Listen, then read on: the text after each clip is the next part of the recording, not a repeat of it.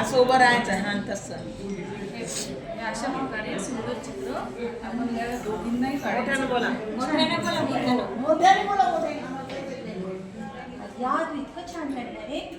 हे अशा प्रकारे आपल्याला आउटलाईन द्यायची आणि हे त्याच्यानंतर रंगसंगती पाहायची. हे रंग कुणाला आणले ते सांग पहिले मला. मी नंतर सांगेन. नाही मला आता सांग. नाही मला आता सांग. मला पण आणायचे आपण दोघी आणूया ना मग. माझ्याजवळ कमी आहे. आपण दोघी बाजारात जाऊन आणूया. ठीक आहे? नक्की. आता मी माझ्या घरी जाते. ठीक आहे? बापरे, सवना छान चित्र काढते. ती काही मला कदर आणून देणार नाही. मला ना तिच्या भरोसाच नाही आहे. ती जास्त शहाणी आहे. एकटी एकटी चांगलं चित्र काढेल. आधीच तर माझी आई मला पैसे देत नव्हती. कसे बसे मिळवले आणि तिथे जर नंबर नाही मिळाला पुन्हा वर्गासमोर माझा हसा उडेल.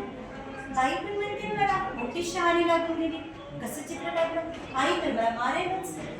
बापरे, मी काहीतरी करते.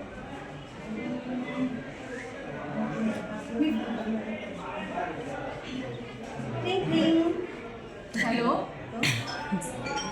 हे सपना, मला आत्ताच बहिणीचा फोन आला होता. काही सांगत होते तुझा फोन लागत नाहीये. तुला निरोप द्यायला सांगितलं. तिथे जाऊ नको बरं. जिल्हा परिषद शाळेमध्ये स्पर्धा कॅन्सल झाली. अचानक एक परीक्षा मला तर बाईंनी काहीच नाही सांगितलं. नाही, तुझा फोन लागत नव्हता. तू येऊ नको. मी माझ्या आईला कसं सांगू आता? अगं मी सांगते तुझ्या आईला. आणि रंग वगैरे तर मुळे शिकत आणू नको. तुझे जे रंग आहेत ना ते मला प्रॅक्टिससाठी आज घेऊन ये. तू अगोदर माझ्या घरी ये आणि माझ्या आईला समजावून सांग. कारण माझी आई मला रागवेल. आणि तू काळजी करू नको. स्पर्धा कॅन्सल झालेली आहे. माझ्यावर भरोसा नाही का तुझा? आहे पण मला खोटंच वाटतं.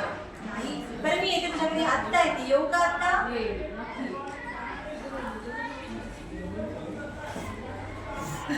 आई काय काम टिंग टॉंग.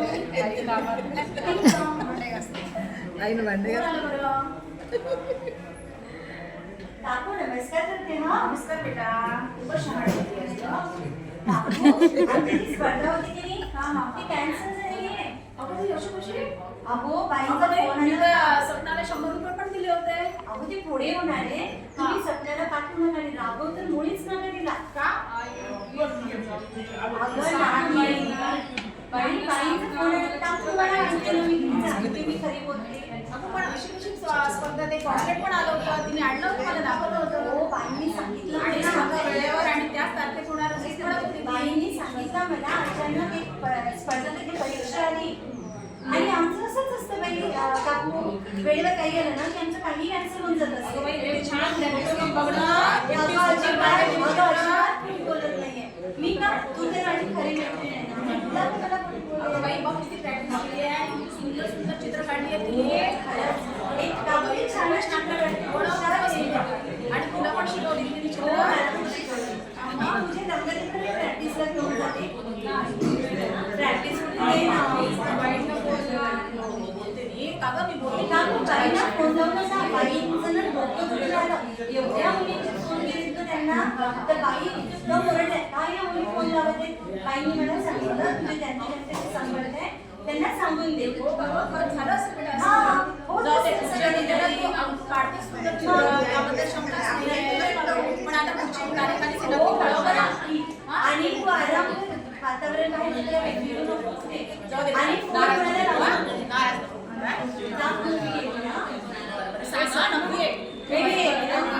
मला प्रॅक्टिसला देते ना. ते बघ कधी पण फोन करून सांगा. आणि पुढच्या तारखेला 2 दिवस शाळेला सुट्ट्या जाते. का तू मी पण येते. नमस्कार. आणि का दोघींचा खोटं नाही बोलायचं. नाही का बेटा तुझी एवढीशी चांगली होती नाही. तुझ्याशी कशी पण बोलायला माझा विश्वास माझा तिच्यावर विश्वास आहे ना बेटा.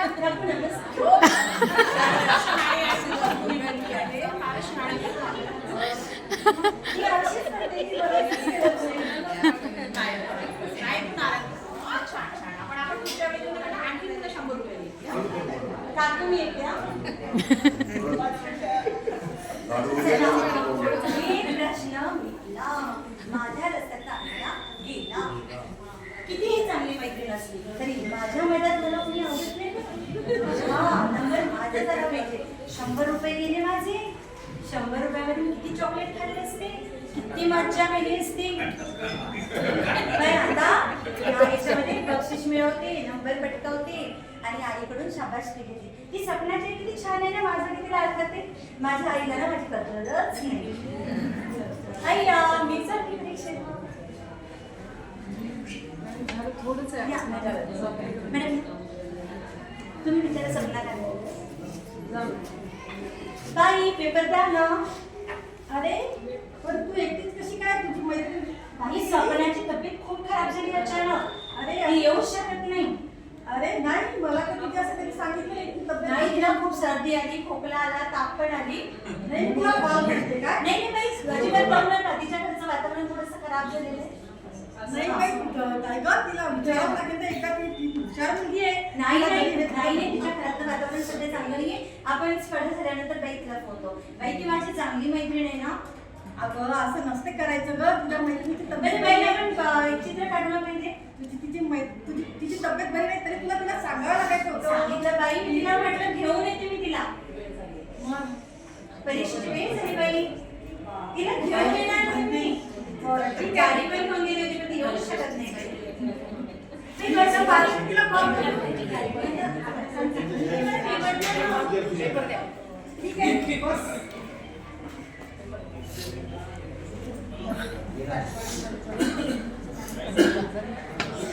खालचं नाही दिसत. अरे आता माझाच नंबर येणार. आता परीक्षेचा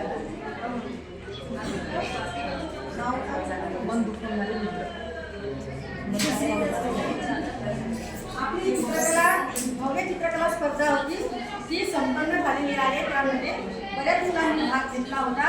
त्यापैकी ज्योती देशमुख या मुलीचा नंबर आलेला आहे.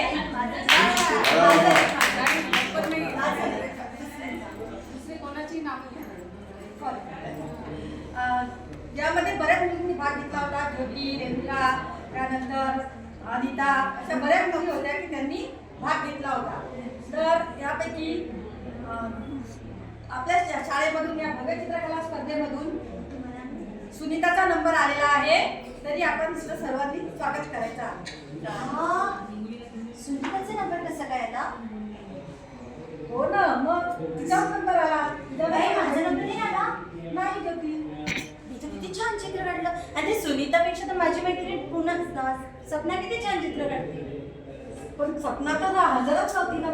बापरे, ना माझा नंबर आला ना माझ्या मैत्रिणीचा नंबर आला. देवा हे काय झालं. आता मी माझ्या नंबर सोबत एक मैत्रीण पण गमावली. आता मला कोणीच माफ करणार नाही. आई पण बदाडेल आणि सपना तर माझ्याशी मैत्री सोडेल. काय करू मी.